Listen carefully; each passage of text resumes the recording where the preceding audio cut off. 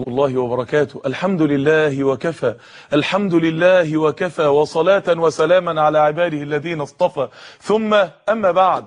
زي ما اتعودنا مع بعض يا جماعه، انا عايزك في الاول تتخيل معايا ان انت عندك امتحان الساعه 10 والساعه الوقت بقت 10 الا ربع وانت لسه نايم ازاي؟ ده امتحان مهم جدا، ممكن تقعد سنه عليه، ممكن يروح شهاده منك فيه. الساعه 10 الا ربع وبدا حد ينادي عليك وانت ما بتصحاش، هيعمل ايه؟ هيجي يهزك يقول لك صح النوم، صح النوم، الامتحان هيروح عليك، ده انت يا دوبك تجري، يا دوبك تلحق، يا رب تلحق، يا تلحق يا ما تلحقش. هو ده اللي انا عايز اقوله لك، هو ده اللي انا عايز اقوله لينا كلنا يا جماعه. خلاص يا جماعه، خلاص لازم نلحق يا جماعه، لازم نصحي النوم، صح النوم يا جماعه. لازم كل واحد مننا يصحى قلبه يستيقظ. المنظر اللي بيبهر قلب الواحد منظر رائد الفضاء لما بيطلع في سنه الفضاء ويطلع لابعاد عمره ما تخيل انه كان يطلعها في يوم من الايام. لما يحب يخرج من السفينه يعمل اي مهمه بيحصل له ايه؟ بيربطوه في حبل ويخرج بالحبل ده، الحبل ممدود بينه وبين السفينه. الراجل ده يا جماعه لو الحبل ده اتقطع ضاع، مش ضاع، مفيش مصطلح ضياع ممكن يعبر عن اللي حصل له. لو الحبل ده اتقطع، اوعى تقطع الصله اللي بينك وبين ربنا، اوعى تقطع الحبل اللي بينك وبين الملك سبحانه وتعالى، تضيعي، كل حاجه تضيع، كل حاجه تنتهي. احنا معانا الليله قصه، بس قصه جميله قوي يا جماعه، قصه انا عايز قلبك يعيش معايا في القصه دي. انا والله يا جماعه الواحد بيبكي وهو بيسمعها، بيبكي وهو بيشوف اللي فيها، المعاني الرهيبه اللي فيها. معانا الليله قصه واحد عصى يعني ايه؟ اطلق بصره، يعني ايه؟ سمع اغاني، قتل نفس، قتل 99 نفس، قتل 100 نفس. بس لما قال رجع لك يا رب، لما قال اقبلني يا رب، لما قال على بابك يا رب، لقى باب ربنا مفتوح، اوسع ابواب الرحمه كلها مفتوحه. المشهد الاولاني في القصه، واحد واقف بعد ما عصى، بعد ما عمل كل حاجه، واقف بيقول هل لي من توبه، هل لي من توبه؟ معقول ارجع نضيف تاني؟ معقول يا ربنا يقبلني يا رب؟ انا يا رب عملت كل حاجه، انا يا رب عصيتك بكل حاجه، انا يا رب ما سبتش مكان ما عصيتكش بيه، ينفع ارجع نضيف تاني يا رب؟ يا رب انت اكتر واحد عصيته، بس انت اكتر واحد بحبه، انت اكتر واحد اعرضت عنده، بس انت اكتر واحد محتاجه، انت اكتر واحد بعدت عنه، بس انت يا رب اكتر واحد قلبي كل ذره فيه بتهتف بحبه والاحساس بقربه. يا رب انا عصيتك كتير بس بحبك، والله العظيم بحبك يا رب، على قد ما عصيتك على قد. يا رب انا بحب، يا رب عايز اتوب يا رب، هل لي من توبه؟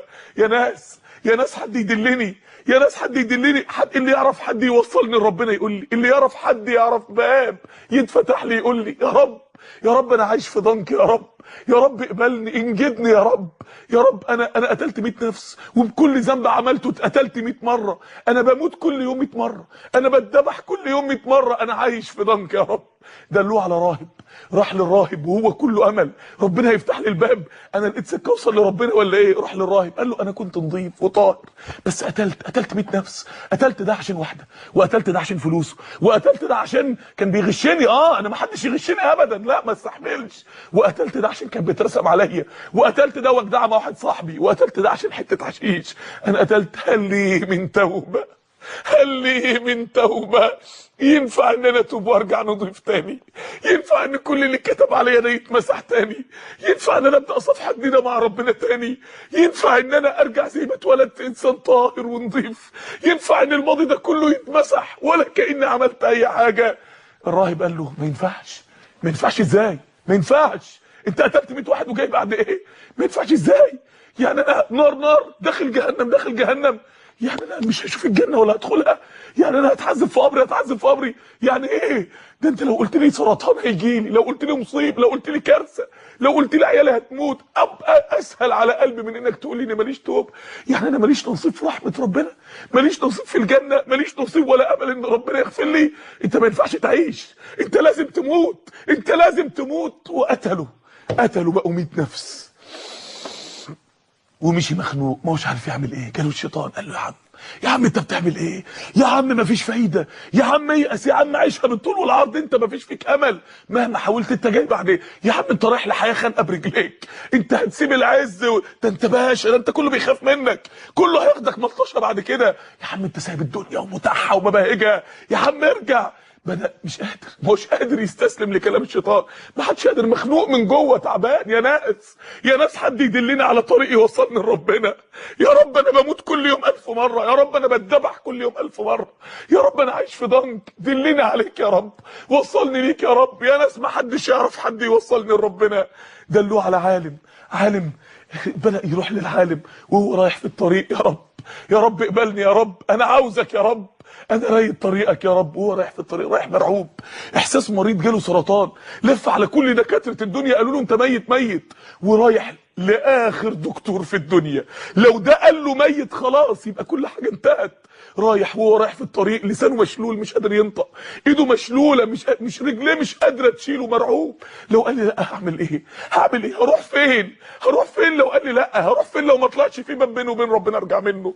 ولو قال لي انا حاسس انه يقول لي انا حاسس ان في امل والله العظيم. انا رغم ان انا كنت معصي وبعمل كبائر كتير، الا ان انا كنت حاسس ان ربنا بيبعت لي رسائل كتير.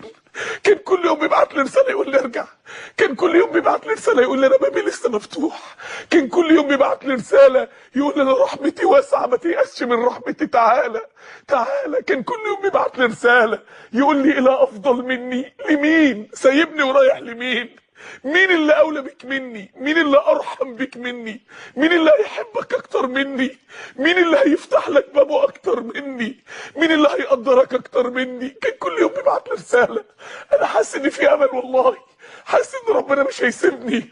بدأ وهو رايح لطريق العالم مش قادر، مرعوب، وقف على باب العالم. لو خبطت وقال لي لا هعمل ايه؟ بدأت ايديه تقدم وترجع، يقدم ايديه ويرجع. واول ما ايديه لمست الباب بدأ يخبط. بدأ بكل قوته، بكل رغبته انه يعيش انسان نظيف وطاهر، بكل رغبته ان الماضي يتمحى من حياته، بكل رغبته انه يعيش في كنف الله وفي رحاب الله، بكل امله في رحمه ربنا. بدأ يخبط. جه العالم بيفتح الباب، ده مين؟ اول ما شاف العالم في وشه ما قدرش ينطق، لسانه اتشل، دموعه هي اللي عبرت عن مشاعر كلام الدنيا كله ما يقدرش يعبر عليه. بص للعالم واول ما بدأ ينطق ما قالوش غير كلمه واحده: هل لي من توبه؟ انا عملت كل حاجه، انا مفسد من المفسدين في الارض، انا عصيت ربنا معاصي لو حد عرفها مش هيطيق يقعد معايا، انا عملت حاجات لو اقرب ناس الي عرفوها مش هيطيقوا يقعدوا في البلد اللي انا فيها. هل لي من توبه؟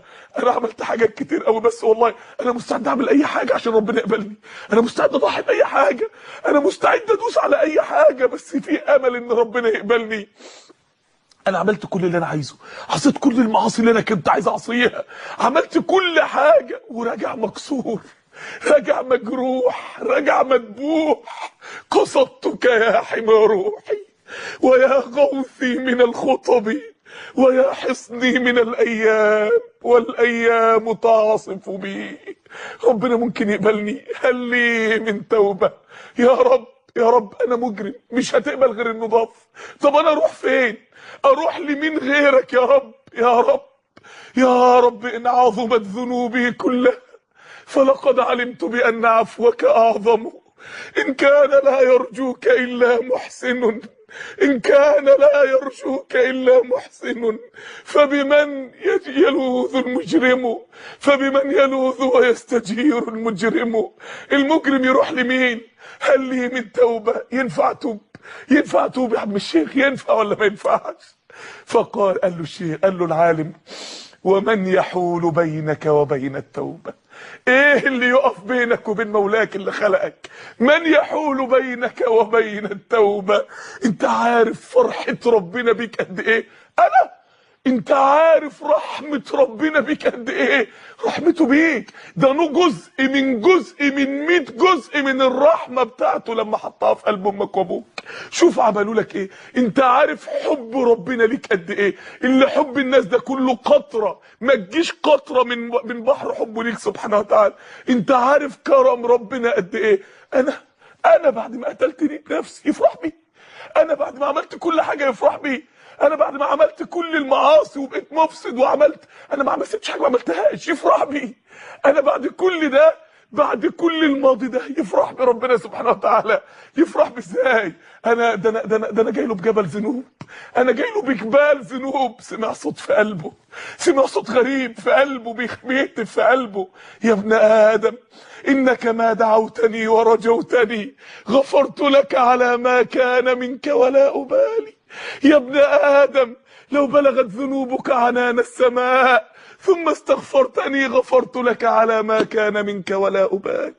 يا ابن آدم لو أتيتني بقراب الأرض خطايا ثم لقيتني لا تشرك بي شيئا، مفيش في قلبك غيري، لا تشرك بي شيئا، لأتيتك بقرابها مغفرة. يعني ينفع اتوب؟ ومن يحول بينك وبين التوبة. انطلق من فرحته، ما ترددش، ما تذبذبش، ما وقفش ياخد قرار، ما ترددش في لحظة، انطلق. طلع يجري، ساب كل حاجة، باع كل حاجة، وهو في الطريق نزل ملك الموت، بدأ ينزع روحه، بدأ ينزع روحه من كل حتة في جسمه، بدأ يقع على الأرض. لا يا رب، أنا بعد ما عرفت طريقك مش هيحول بيني وبينك حاجة، ولا الموت، ولا الموت هيحول بيني وبينك يا رب. بدأ الألم، بدأ من النزع يزيد، بدأ روحه تتنزع من كل عرق وعصب، بدأ يزحف على صدره، بدأ يكملها زحف، وإيديه الضعيفة مش قادرة تمسك في التراب وتشد في التراب عشان يزحف لربنا سبحانه وتعالى. بدأ بكل ذرة لسه في جسمه الروح ما خرجتش منها يزحف لربنا سبحانه وتعالى. أنا عايز أوصل لك يا رب لغاية ما آخر ذرة في جسمه الروح بتتسحب منها، كان عارف خلاص إنه ميت ميت. كان نفسي أوصل لك يا رب، كان نفسي أعيش طاهر، كان نفسي أسجد لك يا رب كتير قوي، كان نفسي اقول لك في كل تلت اخير من الليل انا بحبك قد ايه، كان نفسي اذكرك ليل نهار، كان نفسي اعيش حياة تانية، كان نفسي اجيب لعمري 1000 عمر احبك فيه واعبدك فيه واتوب ليك فيه. كان نفسي كل معصية عملتها اعمل قصادها مليون حسنة يا رب عشان ارضيك. كان نفسي احس انك راضي عني وانك بتحبني، كان نفسي ادوق رحمتك يا رب، كان نفسي ادوق رضاك يا رب. وينتهي ملك الموت من مهمته، ويبقى المشهد جثة نايمة في وسط الصحراء في مكان موحش مفيش مخلوق فيه. بس القصة لسه ما انتهتش. ينزل فوجين من الملائكة، فوجين كبار جدا، فوجين دول مالهمش دعوة بدول خالص، دول شكل ودول شكل، دول بيض الوجوه كأن وجوههم الشمس، ودول وشوشهم سودة ومعاهم كفن من نار، ودول معاهم لبس من الجنة وعطر من الجنة وجايين فرحانين، ودول جايين معاهم كفن من جهنم وجايين غضبانين. منظر رهيب. والاتنين وقفوا عند جسده. مين هياخد روحه من ملك الموت؟ مين هيستلم روحه من ملك الموت؟ القصه لسه ما انتهتش يا جماعه، ما هماش عارفين يعملوا ايه. ملائكه العذاب قالت انتوا عايزين ايه؟ انتوا عايزين تاخدوا مين؟ ده احنا قعدنا سنين نكتب في سيئات ملهاش حصر هو عملها، هتاخدوه ازاي؟ وملائكه الرحمه تقولوا انتوا مش عارفين رحمه ربنا، رحمه ربنا انه جاء مقبلا بقلبه على الله، ده جاي بقلبه مش برجليه. مهما الانسان عمل لو رجع بقلبه كل حاجه تروح، لو رجع لربنا بقلبه مش برجليه كل حاجه تروح. ربنا سبحانه وتعالى يجري معجزه حصلتش قبل كده. فاوحى الله، قالوا خلاص نقيس المسافه بينه وبين ارض المعصيه وارض الطاعه. فاوحى الله لارض المعصيه ان تباعدي ولارض الطاعه ان تقاربي. قاسوا المسافه لقوا اقرب لارض الطاعه بشبر واحد. شبر يعني تلت خطوة رجلين، شبر واحد. فقبضته ملائكة الرحمة، اتحط في كفن من الجنة، لبس لبس الجنة، طلع مع ملائكة بيض الوجوه كأن وجوههم الشمس، احتفل بيه في ملكوت السماوات السبعة، طلع لربنا 7 سماوات وربنا قال صدق عبدي فاكتبوا كتاب عبدي في عليين. ايه ده؟ ايه طوفان الرحمة دي؟ ايه ده؟ مين اللي بعد كده ييأس من رحمتك يا رب؟ مين اللي بعد كده؟ يا جماعة انا عايزكم تقفوا مع الحديث ده وقفة، انا عايز نقف تاني مع الحديث، عايز نعيش تاني مع القصة. كان رجل في من كان قبلكم قتل. اللي قتل ده معقولة ما زناش؟ يقينا زنا. معقولة ما سرقش؟ يقينا سرق. يعني عمل كل الموبقات. طب اللي قتل 99 ده قتلهم في يوم؟ بالتأكيد طول العمر. يبقى الراجل ده صحيفته شكلها ايه؟ ومع ذلك ربنا قبله. انا بقالي 5 سنين بشرب مخدرات كل يوم، يقبلني؟ وانا مغني وانا ممثلة وانا عملت اللي ما اقدرش اقوله، ما اقدرش اقول انا عملت ايه. يقبلنا يقبلكم. طب انا عندي ذنوب، انا حاسس ان انا مذنب قوي، حتى لو الناس بتقول لي ان حاسس اني مذنب، يقبلني يقبلك. قتل 99 نفس. يا جماعه الراجل ده لو رحنا القريه بتاعته وقلنا للناس مين اخر واحد في البلد دي كلها ممكن يتوب، هيقولوا ده، وهو اول واحد تاب. اوعى تيأس من نفسك، اوعى تيأس من نفسك، اوعى تيأس، اوعى تيأس من صاحبك، من اقرب صاحبه ليكي، من اي حد. اوعوا تيأسوا يا جماعه من افسد الناس في الدنيا. ربنا قادر ورحمته واسعه. طب اللي قتل 99 ده مفيش حد يقول له لا؟ مفيش حد يعاقبه، معناها ان البيئه كانت فساد رهيب. طب ما حدش كلمه ليه؟ البيئه كانت فساد رهيب. يبقى اوعى تقول ان البيئه فساد وانا هعمل ايه؟ اوعى تقولي وانا هعمل ايه؟ صحباتي كلهم كده. اوعى تقول وانا هعمل ايه؟ انا واحد بغني وكل اللي حواليا مغنيين وكل اللي حواليا بيئه فاسده. اوعى تقول هعمل ايه؟ بيئه الفساد ما هياش عذر، اطلع منها، اطلع من بركه الطين، اطلع من بركه النار، اطلع من بركه الحميم. قتل 99 نفس فبدا له ان يتوب. يا ترى ليه يا جماعه؟ الحديث مش قايل ليه، ولكن يا ترى ليه يا جماعه؟ بالتاكيد الراجل ده من زمان مخنوق، مش طايق، مش بطايق، بدليل ان هو عندهم 99 مخنوق مش قادر يستحمل، ويجي موقف يجي موت قريب فجاه خلاص عند ال 99 كان وصل انه ما عادش قادر خلاص. فسأل عن اعلم اهل الارض، سأل، هو اللي راح، هو اللي خد خطوه. من تقرب الي شبرا تقرب. انت اللي لازم تقدم الخطوه الاولانيه، لازم تقدم الخطوه الاولانيه الليله لربنا سبحانه وتعالى. لازم اول خطوه الليله لربنا، اول شبر اللي تنقذ به مصيرك. طب سأل عن اعلم اهل الارض، ما راحش الواحد هيقول له يا عم وايه يعني؟ ما راحش الواحد هيقول له ما تسيب التمثيل ليله، التمثيل ده رساله. ما راحش الواحده حط لك 5 انواع من كشف وشها طلع لك بميك اب بيتكلم الناس في دين ربنا. ما راحش لحد هيميع الدين وهيضيع الدين. ما راحتش الواحده تقول لها السورتيت حجاب شرعي كامل. ما راحتش الشيخ يقول لها البنطلون لا باس به ان كان فضفاضا. ما راحش، لا، دور على اللي عنده علم، لانه عايز يتوب بجد. لو عايزه تتوبي بجد دوري على اللي عنده علم، لو عايز تتوب بجد روح لشيخ من اهل السنه عنده علم. فسأل عن اعلم اهل الارض فدلوه على راهب الناس بتقيسها بطول الدقن. راح قال له ليس لك توبه، قتله. يعني الذنب اللي هو بيحاول يخلص منه وقع فيه. لو انت بتحاول تتوبي وقعت في نفس الذنب تاني، قومي وكملي ما تيأسيش. لو انت بتتوب وقعت تاني، دخلت على موقع تاني، انا مش بقول لك ادخل واستهتر، اوعى، ده نار، ده عذاب. ولكن افرض وقعت لاي سبب، قوم كمل، اوعى تسيب، اوعى تيأسي، قومي وكملي. بدأ يكمل، بدأ يسأل تاني، دلوه على اعلم اهل الارض المره دي بجد. قال له هل لي من توبه؟ قال له ومن يحول بينك وبين التوبه؟ ولكن الكلمتين يا جماعه، الكلمتين اللي لو دخلوا قلوبنا كل حاجه في حياتنا تتغير.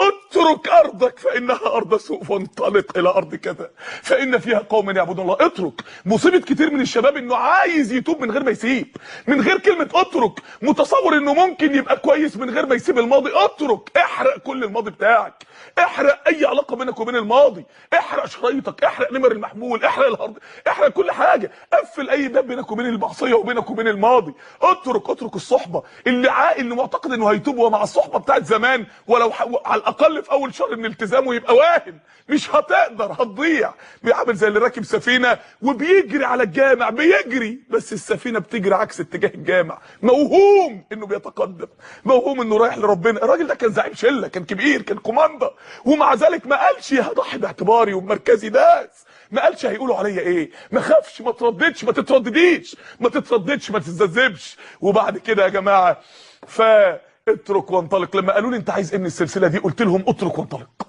لما قالوا لي هدفك ايه من السلسله، قلت لهم اترك وانطلق. هم دول انا عايز اسرع في الشباب وفي قلبي. اترك وانطلق، انطلقي. عايزين نبقى ابطال، عايزين اللي كانوا ابطال في المعاصي يبقوا ابطال في الطاعات، عايزين رجاله، عايزين عظماء، عايزين سابقين يا جماعه. فانطلق. الراجل ما كدبش خبر، انطلق في الطريق. وهو في الطريق ينزل ملك الموت، تنزل ملائكه الرحمه وملائكه العذاب. انه جاء مقبلا بقلبه. قفلت الموضوع خلاص. قلبك فيه ايه؟ ربنا عمل للراجل ده يا جماعه، ربنا عمل له اول حاجه ان ربنا سبحانه وتعالى، ربنا يا جماعه رزقه حسن الخاتمه.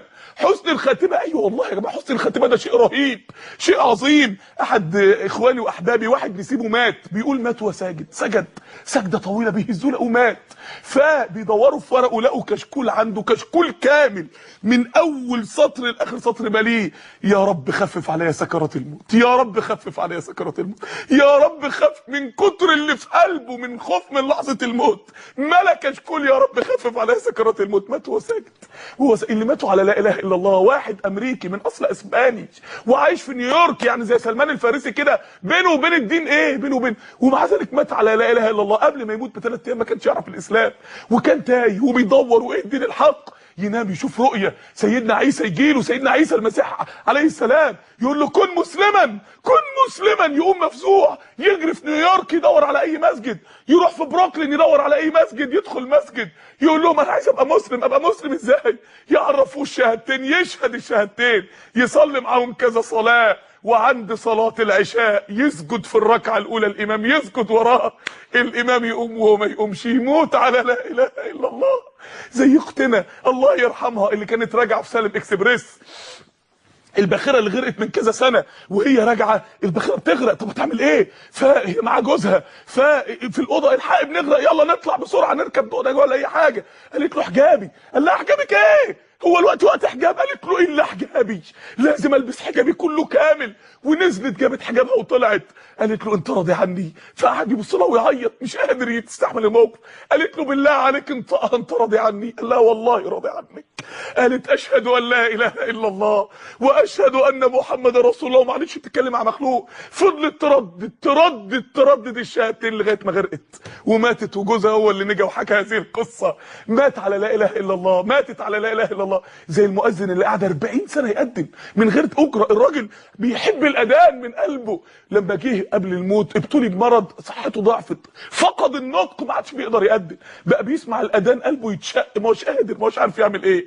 اولاده بيقسموا انه قبل ما يموت على طول الاذان جه ميعاده، راح ربنا سبحانه وتعالى انطق صوته، قعد يأذن الله اكبر وتحول للقبله، الله اكبر الله اكبر الله اكبر، لغايه ما وصل لغايه اخر الاذان لا اله الا الله، وقع مات. ماتوا كل دول على لا اله الا الله. زي الداعيه اللي كان رايح في احد المساجد، وربنا يقدر ان خطيب الجمعه ما يطلعش، يطلع هو يكلم الناس عن الدار الاخره، زي المحاوله اللي بحاول اعملها معاكم الوقت يا جماعه. يجي له بيقول بعد الخطبه، الناس بكت، بعد الخطبه جاله شاب ريحه السجاير، شكله معروف، ده شكله بعيد جدا. قال له انتوا كنتوا فين؟ انتوا سايبيننا ليه؟ حرام عليكم، سايبيننا في العذاب اللي احنا فيه ده ليه؟ انا عايز اتوب ازاي؟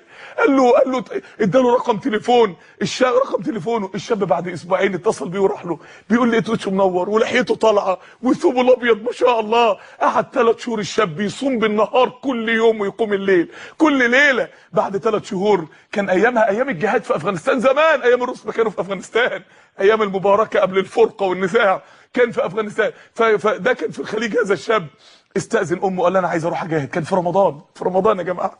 قال لها انا عايز اروح اجاهد، خد القرار. قالت له جاهد، بس قال لها انا عندي شرط، اخدك واوديك عمره.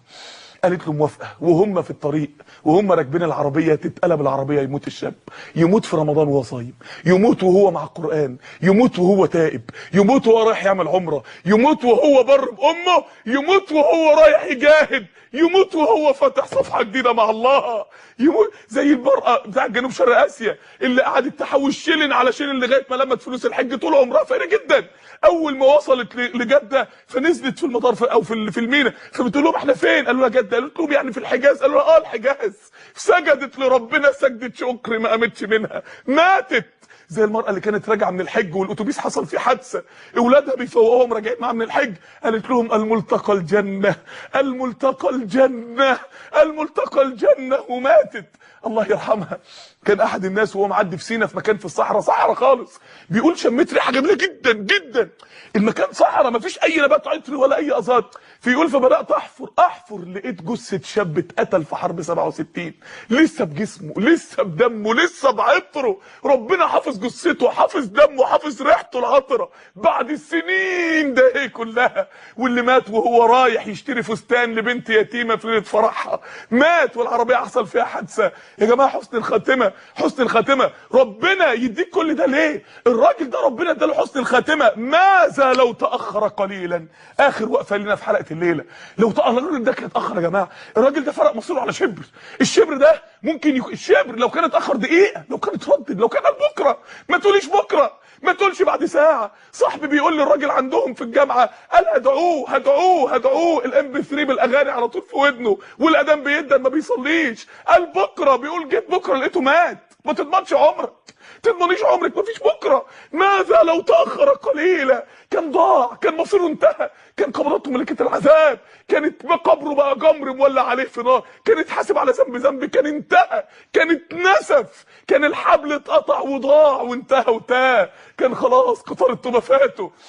الشبر اللي هو لحقه ده ممكن يكون درس انت هتحضره، ممكن يكون صلاه التراويح الليله بخشوع، ممكن يكون ختمه القران اللي انت هتختمها ده ايه، ممكن يكون شريط ديني هتسمعه الليله، ممكن يكون نقابك اللي هتقرري تلبسيه الليله، ممكن يكون المعصيه اللي انت هتقرر تسيبها والبنت اللي انت هتسيبها، ممكن يكون اي معصيه، ممكن يكون اعتزال التمثيل، ممكن يكون اعتزال الغناء، ممكن يكون اعتزال التلحين، ممكن يكون اعتزال المركز اللي مال حرام، ممكن يكون ترك المحل اللي بيجيبك منه فلوس حرام، ممكن يكون ترك تجاره اللبس اللي بتاع البنات بتوع، ممكن يكون اي معصيه انت هتسيبها لربنا سبحانه وتعالى، اي طاعه انت هتعملها لربنا سبحانه وتعالى لو اتاخر قليل. الشاب اللي كان ماشي مع احد الدعاة وتايب ومنطلق الى الله، الداعيه بيقول له، الداعيه بدا الشاب يبعد، فالداعيه بيسال عليه، قالوا له ده بينتكس، بيتصل بيه قال له انا جاي يا عم الشيخ، انا راجع، انا هرجع والله العظيم. بيقول كل فتره يتصل انا راجع ويأخر، انا راجع. في يوم اتصلوا بيه قالوا له روح المستشفى،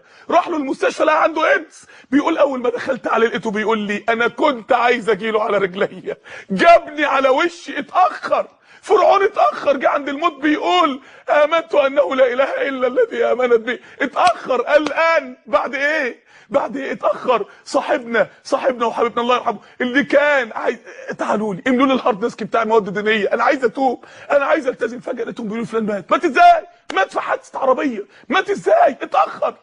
اتأخر يا جماعة ماذا لو تأخر قليلا؟ اوعي تتأخري، يا تلحقي يا ما تلحقيش. لازم الليلة ناخد الشبر هيكون نقاب، الشبر هيكون انك انت خلاص هتسيبي اي علاقة محرمة واي اختلاط، الشبر هيكون انك هتسيب المال الحرام، الشبر هيكون انك هتعتزل الافساد، الشبر هيكون انك هتغير القناة الفضائية المفسدة اللي انت بتطعن بيها في كبد محمد بن عبد الله وفي كبد الاسلام ليل نهار، وعند ربنا زيك زي شارون وبوش بتحارب في الاسلام. الشبر هيكون ده.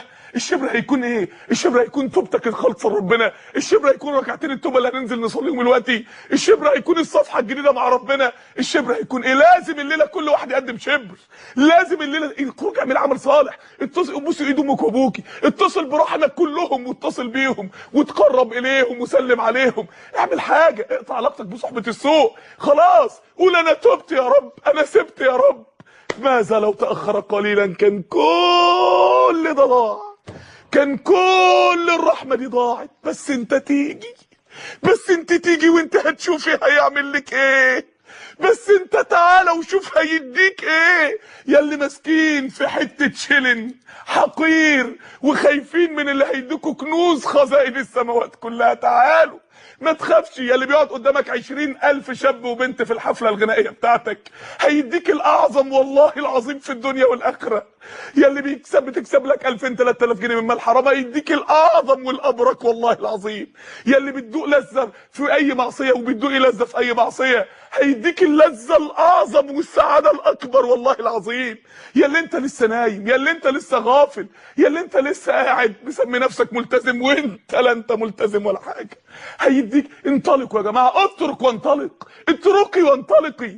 خلاص يا رجالة، اتفقنا يا رجالة، خلاص يا جماعة نرفع ايدنا. اللهم تب علينا، اللهم تب علينا، اللهم اقبلنا يا رب، اقبلنا يا رب، على بابك يا رب، راجعين لك يا رب، يا رب اقبلنا يا رب، يا رب يا رب احببناك. اللهم والله يا رب، اللهم انا نقسم اننا نحبك، اللهم انا ما عصيناك جرأة عليك ولكن غلبتنا ذنوبنا.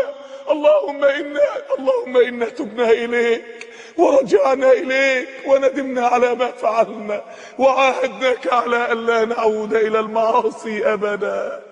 يا رب هل لي من توبة؟